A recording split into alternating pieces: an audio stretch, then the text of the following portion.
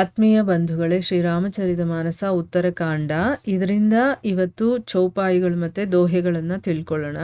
ಕಲಿಮಲ ಗ್ರಸೆ ಧರ್ಮ सबलुप्त भये सदग्रंथ दम्भिन्ह निजमति कल्पिकरी प्रगट किए बहु पंथ भये लोग सब मोह बस लोभ ग्रसे शुभ कर्म सुनु हरिजान ज्ञान निधि कहवु कछुक कलि धर्म बरन धर्म नहीं आश्रमचारी श्रुति विरोध रत सब नर नारी द्विज श्रुति बेचक भूप प्रजासन कोऊ नहीं मान निगम अनुशासन मारग सोई जा कहूँ जोई भावा पंडित सोई जो गाल बजावा मिथ्यारंभ दंभ रत जोई ता कहूँ संत कहीं सब कोई सोई सयान जो पर धन हारी जो कर दंभ सो बड़ आचारी जो कह झूठ मसखरी जाना कलिजुग सोई गुणवंत बखाना निराचार जो श्रुति पथ त्यागी कलिजुग सोई ज्ञानी सो बिरागी जाके नख अरु जटा बिसाला सोई तापस प्रसिद्ध कलिकाಲ. ಇವು ಚೌಪಾಯಿಗಳು ಮತ್ತು ದೋಹೆಗಳು. ಈಗ ಇದರ ಅರ್ಥವನ್ನು ತಿಳ್ಕೊಳ್ಳೋದಕ್ಕೆ ಪ್ರಯತ್ನ ಮಾಡೋಣ. ತುಳಸಿದಾಸರು ಹೇಳ್ತಾರೆ, ಕಾಕಭೂಷುಂಡಿಗಳು ತಮ್ಮ ಹಿಂದಿನ ಜನ್ಮದ ಬಗ್ಗೆ ಇಲ್ಲಿ ಹೇಳ್ತಾ ಇದ್ದಾರೆ. ನಾನು ಕಲಿಯುಗದಲ್ಲಿ ಅಯೋಧ್ಯ ನಗರದಲ್ಲಿ ಒಬ್ಬ ಶೂದ್ರನಾಗಿ ಹುಟ್ಟಿದ್ದೆ. ನಾನು ಶಿವಭಕ್ತನಾಗಿದ್ದೆ, ಆದರೆ ಬೇರೆ ದೇವತೆಗಳನ್ನು ನಿಂದಿಸ್ತಾ ಇದ್ದೆ. ಆ ರೀತಿಯ ಒಂದು ಬುದ್ಧಿ ನನ್ನಲ್ಲಿತ್ತು. ಮತ್ತು ಮದದಿಂದ ನಾನು ಉನ್ಮತ್ತನಾಗಿದ್ದೆ. ಆಮೇಲೆ ತುಂಬ ಮಾತಾಡ್ತಾ ಇದ್ದೆ, ತುಂಬ ಉಗ್ರ ಬುದ್ಧಿ ಇರುವಂಥವನು. ಆ ರೀತಿ ಅಂದರೆ ನನ್ನಲ್ಲಿ ಅಹಂಕಾರ ಅದೆಲ್ಲ ಇತ್ತು. ನಾನು ಶ್ರೀರಾಮನ ಅಯೋಧ್ಯೆಯಲ್ಲಿ ವಾಸ ಆಗಿದ್ದರೂ ಕೂಡ ಅವನ ಮಹಿಮೆಯನ್ನು ನಾನು ತಿಳ್ಕೊಂಡಿರಲಿಲ್ಲ. ಆದರೆ ಈಗ ನಾನು ಅವನ ಮಹಿಮೆಯನ್ನು ತಿಳ್ಕೊಂಡಿದ್ದೀನಿ. ಯಾವುದೇ ಜನ್ಮದಲ್ಲಾಗಿರಬಹುದು, ಯಾವುದೇ ಜೀವಿ ಅಯೋಧ್ಯೆಯಲ್ಲೇನಾದರೂ ವಾಸ ಮಾಡಿದ್ರೆ ಅವನು ನಿಜವಾಗ್ಲೂ ಕೂಡ ಶ್ರೀರಾಮನ ಪರಾಯಣನಾಗ್ತಾನೆ, ಅಂದರೆ ಅವನ ಭಕ್ತನಾಗ್ತಾನೆ ಅಂತ ವೇದಶಾಸ್ತ್ರಗಳೆಲ್ಲ ಹೇಳುತ್ತೆ. ಈ ಕಲಿಕಾಲ ಅನ್ನೋದು ತುಂಬ ಕಲುಷಿತವಾಗಿರುವಂಥದ್ದು. ಅದರಲ್ಲಿ ಸ್ತ್ರೀ ಪುರುಷರೆಲ್ಲರೂ ಕೂಡ ಪಾಪದಲ್ಲೇ ಮುಳುಗಿರ್ತಾರೆ, ಪಾಪದ ಕೆಲಸಗಳಲ್ಲೇ ಮುಳುಗಿರ್ತಾರೆ. ಕಲಿಯುಗದ ಪಾಪಗಳಿಂದ ಏನಾಗಿತ್ತು ಅಂತಂದರೆ ಈ ಧರ್ಮ ಅನ್ನೋದು ಎಲ್ಲ ನಾಶ ಆಗೋಗಿತ್ತು. ಸದ್ಗ್ರಂಥಗಳೆಲ್ಲ ಮರೆಯಾಗಿತ್ತು. ಪಾಖಂಡರು ಅಂತ ಇರ್ತಾರಲ್ಲ, ಅಂಥವರು ತಮ್ಮ ವಿಪರೀತ ಬುದ್ಧಿಯಿಂದ ಬೇರೆ ಬೇರೆ ಸಂಪ್ರದಾಯಗಳನ್ನೆಲ್ಲ ಕಲ್ಪನೆ ಮಾಡ್ಕೊಳ್ತಾರೆ. ಅಂದರೆ ಏನು, ಇನ್ನೂ ಒಂದಷ್ಟು ಸಂಪ್ರದಾಯಗಳನ್ನು ಹುಟ್ಟಾಕ್ತಾರೆ ಅಂತ. ಈಗ ಗ್ರಂಥಗಳಲ್ಲಿ ಯಾವುದನ್ನು ಹೇಳಿದಾರೋ ಅದನ್ನು ಮಾತ್ರ ನಾವು ಫಾಲೋ ಮಾಡಬೇಕು. ಯಾರ್ಯಾರೋ ಹೊಸಬರು ಬರ್ತಾರೆ, ತಮ್ಮದೇ ಆದಂಥ ಒಂದು ಸಂಪ್ರದಾಯಗಳನ್ನಾಗಿರ್ಬೋದು, ರೀತಿ ನೀತಿಗಳನ್ನೆಲ್ಲ ಅವ್ರು ಹುಟ್ಟಾಕ್ತಾರಲ್ವ, ಅದಕ್ಕೆಲ್ಲ ನಾವು ಹೋಗಬಾರ್ದು. ಆದರೆ ಇಲ್ಲಿ ಕಾಕಭೂಷುಂಡಿ ಅವರು ಹೇಳ್ತಾ ಇದ್ದಂತಹ ಸಮಯದಲ್ಲಿ ಪಾಖಂಡರು ಬೇಕಾದಷ್ಟು ಸಂಪ್ರದಾಯಗಳನ್ನು ಕಲ್ಪನೆ ಮಾಡಿ ಹುಟ್ಟಾಕ್ತಾರೆ. ಜನರೆಲ್ಲರೂ ಕೂಡ ಮೋಹಕ್ಕೆ ವಶರಾಗ್ತಾರೆ.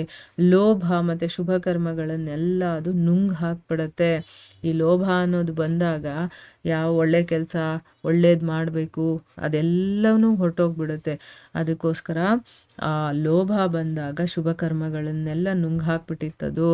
ಓ ಜ್ಞಾನನಿಧಿ ಹರಿವಾಹನ, ನಾನು ಕೆಲವು ಕಲಿಯುಗದ ಲಕ್ಷಣಗಳನ್ನು ತಿಳಿಸ್ತೀನಿ ಕೇಳು. ಇಲ್ಲಿ ಕಲಿಯುಗ ಅಂತಂದರೆ ಹೇಗಿರುತ್ತೆ, ಅದರ ಒಂದು ಲಕ್ಷಣ ಏನು ಅಂತಂದ್ಬಿಟ್ಟು ಆ ಗರುಡನ ಮೂಲಕ ನಮಗೆ ಅವರು ತಿಳುವಳಿಕೆಯನ್ನು ಹೇಳ್ತಾ ಇದ್ದಾರೆ. ಕಲಿಯುಗದಲ್ಲಿ ವರ್ಣಾಶ್ರಮ ಧರ್ಮಗಳು ಅನ್ನೋದೇ ಉಳಿಯೋದಿಲ್ಲ. ಈಗ ನಾವೇ ನೋಡ್ತೀವಲ್ವಾ, ಈಗ ವರ್ಣಾಶ್ರಮ ಪದ್ಧತಿಯಲ್ಲಿ ಬ್ರಾಹ್ಮಣರು, ವೈಶ್ಯರು, ಕ್ಷತ್ರಿಯರು, ಶೂದ್ರರು ಅಂತಿರುತ್ತೆ. ಅವರವರಿಗೆ ತಮ್ಮದೇ ಆದಂತಹ ಕೆಲಸಗಳಿರುತ್ತೆ. ಈಗ ಯಾರಾದರೂ ಬ್ರಾಹ್ಮಣರಾಗಿ ಹುಟ್ಟಿರೋ ಅಂಥವ್ರು ಅವ್ರ ಕೆಲಸ ಮಾಡ್ತಾ ಇದ್ದಾರಾ? ಇಲ್ಲ, ಅವ್ರ ಆಫೀಸಲ್ಲಿ ಹೋಗಿ ಶೂದ್ರರ ಹಾಗೆ ಕೆಲಸ ಮಾಡ್ತಾ ಇದ್ದಾರೆ ಅಲ್ವಾ?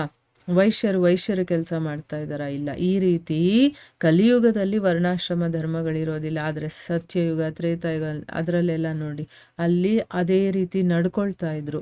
ಆ ಒಂದು ವರ್ಣಕ್ಕೆ ಆಶ್ರಮಕ್ಕೆ ತಕ್ಕಂಗೆ ಅವರು ನಡ್ಕೊಳ್ತಾ ಇದ್ರು. ಆದರೆ ಈ ಕಲಿಯುಗದಲ್ಲಿ ವರ್ಣಾಶ್ರಮ ಧರ್ಮಗಳೇ ಉಳಿಯೋದಿಲ್ಲ. ಎಲ್ಲ ಸ್ತ್ರೀ ಪುರುಷರು ಕೂಡ ವೇದ ವಿರುದ್ಧವಾಗಿ ನಡ್ಕೊಳ್ತಾರೆ. ವೇದಗಳಲ್ಲಿ ಏನು ಹೇಳಿರ್ತಾರೋ ಅದನ್ನು ಕೇರೆ ಮಾಡೋದಿಲ್ಲ. ಮೊದಲು ಗೊತ್ತೇ ಇರೋದಿಲ್ಲ, ಗೊತ್ತಿದ್ರೂ ಕೂಡ ಅದ್ರ ಹಾಗೆ ನಡ್ಕೊಳ್ಳೋದಿಲ್ಲ. ಬ್ರಾಹ್ಮಣರು ವೇದಗಳನ್ನೆಲ್ಲ ಮಾರ್ಕೊಳ್ತಾರೆ ಅಂತಂದರೆ, ಈಗ ನೋಡಿ, ವೇದ ಪಠನೆ ಮಾಡಿ ಪೂಜೆ ಪುನಸ್ಕಾರ ಮಾಡಿಕೊಡೋದು ಅವರ ಧರ್ಮ. ಅದು ಅವ್ರು ಅದನ್ನು ಮಾಡಿಕೊಡ್ಬೇಕು.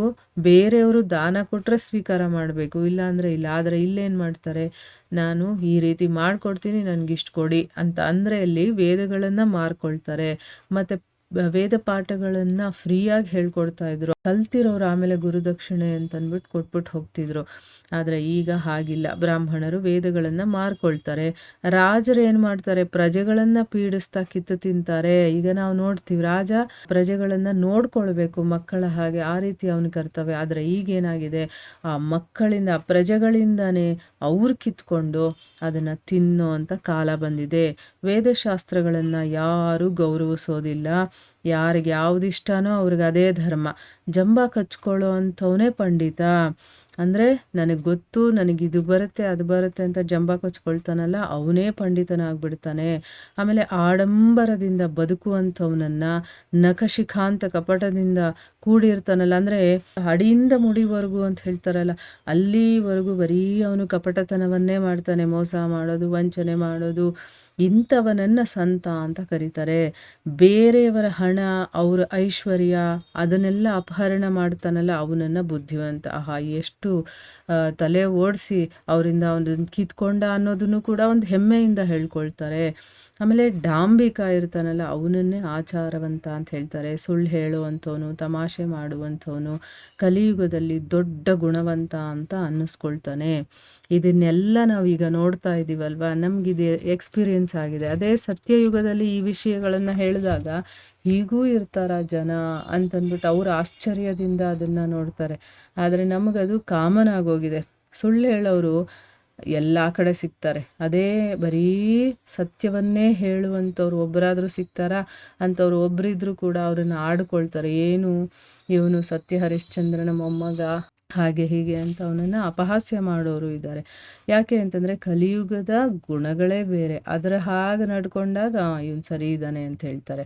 ಆದರೆ ಅವ್ನು ನಿಜವಾಗ್ಲೂ ಒಳ್ಳೆ ರೀತಿಯಲ್ಲಿ ನಡ್ಕೊಂಡ್ರು ಕೂಡ ಅವನಿಗೆ ಅಲ್ಲಿ ಆಡ್ಕೊಳ್ಳೋರೇ ಇರ್ತಾರೆ, ತಮಾಷೆ ಮಾಡೋರೇ ಇರ್ತಾರೆ. ವೇದ ಮಾರ್ಗಗಳನ್ನು ಬಿಟ್ಟು ಆಚಾರಹೀನನಾಗಿರ್ತಾನಲ್ಲ, ಅವನನ್ನು ಕಲಿಯುಗದಲ್ಲಿ ಜ್ಞಾನಿ ಇವನು, ವಿರಾಗಿ ಇವನು ಅಂತಂದ್ಬಿಟ್ಟು ಅಂದ್ಕೊಳ್ತಾರೆ. ಉದ್ದುದ್ದವಾಗಿರುವಂಥ ಉಗುರು, ನೀಳವಾಗಿರುವಂತಹ ಜಟೆ ಇರುತ್ತಲ್ಲ, ಆ ರೀತಿ ಇದ್ದವನನ್ನು ಕಲಿಯುಗದಲ್ಲಿ ಪ್ರಸಿದ್ಧವಾಗಿರುವಂಥ ತಪಸ್ವಿನಪ್ಪ ಇವನು ಅಂತ ಕರೀತಾರೆ. ಅಂದರೆ ಅವನು ಒಳಗಡೆಯಿಂದ ಏನು ಸಾಧನೆ ಮಾಡ್ತಾ ಇದ್ದಾನೆ, ಅವನಿಗೇನು ಶಕ್ತಿ ಇದೆ, ಅದು ಇಂಪಾರ್ಟೆಂಟ್ ಆಗೋದಿಲ್ಲ. ಮೇಲ್ನೋಟಕ್ಕೆ ಅವನು ಉದ್ದುದ್ದ ಉಗುರು ಬಿಟ್ಟಿದ್ದಾನ, ಉದ್ದುದ್ದ ಜಟೆಗಳನ್ನು ಬಿಟ್ಟಿದ್ದಾನ, ಇವನು ತಪಸ್ವಿ. ಅಂದರೆ ಹೊರಗಡೆ ಒಂದು ವೇಷಭೂಷಣಕ್ಕೆ ನಾವು ಇಂಪಾರ್ಟೆನ್ಸ್ ಕೊಡ್ತೀವಿ ಅಂತ. ಇದು ಉಗುರನ್ನು ಬೆಳೆಸ್ಕೊಂಡು ಉದ್ದುದ್ದ ಜಡೆ ಬಿಟ್ಬಿಟ್ರೆ ಅವನನ್ನು ತಪಸ್ವಿ ಅಂತ ಹೇಳೋಕ್ಕಾಗತ್ತಾ? ಇಲ್ಲ, ಅವನು ಒಳಗಡೆಯಿಂದ ಸಾಧನೆ ಮಾಡಿರಬೇಕು, ಅವನು ತಪಸ್ಸಿರಬೇಕು, ಆಗ ಅವನನ್ನು ತಪಸ್ವಿ ಅನ್ಬೇಕು. ಆದರೆ ಕಲಿಯುಗದ ಗುಣ ಲಕ್ಷಣಗಳು ಹೇಗಿದೆ ಅಂತಂದ್ಬಿಟ್ಟು ಇಲ್ಲಿ ಹೇಳ್ತಾ ಇರೋದು ಎಲ್ಲ ಸತ್ಯಯುಗದ ಆಪೋಸಿಟ್ ಆಗಿರುತ್ತೆ. ಸುಳ್ಳು, ಮೋಸ, ಕಪಟ, ಬೇರೆಯವ್ರಿಗೆ ಮೋಸ ಮಾಡಿ ಎಲ್ಲ ದೋಚ್ಕೊಳ್ಳೋದು, ಇಂಥ ಒಂದು ಗುಣಗಳೇ ಇದರಲ್ಲಿ ಇರುತ್ತೆ ಅನ್ನೋದು ನಮಗೆ ಇಲ್ಲಿಂದ ಗೊತ್ತಾಗತ್ತೆ. ಸೊ ಇಲ್ಲಿಗೆ ನಾವು ನಿಲ್ಲಿಸೋಣ. ಹರೇ ಕೃಷ್ಣ.